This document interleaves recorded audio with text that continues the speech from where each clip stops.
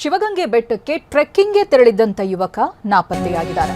ನಿನ್ನೆ ಟ್ರೆಕ್ಕಿಂಗ್ಗೆ ತೆರಳಿದಂಥ 31 ವರ್ಷದ ಅದ್ವೈತ್ ಉಪಾಧ್ಯಾಯ ಬೆಂಗಳೂರು ಗ್ರಾಮೀಣ ಜಿಲ್ಲೆ ನೆಲಮಂಗಲ ತಾಲೂಕಿನ ಶಿವಗಂಗೆ ಆಗುತ್ತೆ.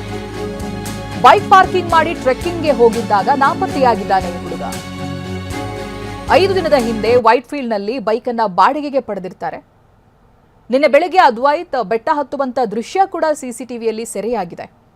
ಅದ್ವೈತ್ ಮೊಬೈಲ್ ಸ್ವಿಚ್ ಆಫ್ ಆಗಿರುವಂತ ಹಿನ್ನೆಲೆ ಸಾಕಷ್ಟು ಅನುಮಾನ ಕೂಡ ಹುಟ್ಟುಕೊಳ್ತಾ ಇದೆ.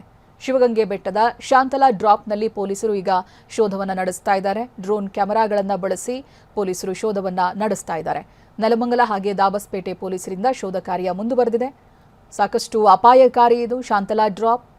ವೈಟ್ ಫೀಲ್ಡ್ ಠಾಣೆಯಲ್ಲೂ ಕೂಡ ನಾಪತ್ತೆ ಕೇಸ್ ದಾಖಲಾಗಿದೆ. ಟ್ರೆಕ್ಕಿಂಗ್ಗೆ ಅಂತ ಬೈಕನ್ನು ಕೂಡ ಪಡೆದಿರ್ತಾರೆ. 31 ವರ್ಷದ ಅದ್ವೈತ್ ಅಂತ.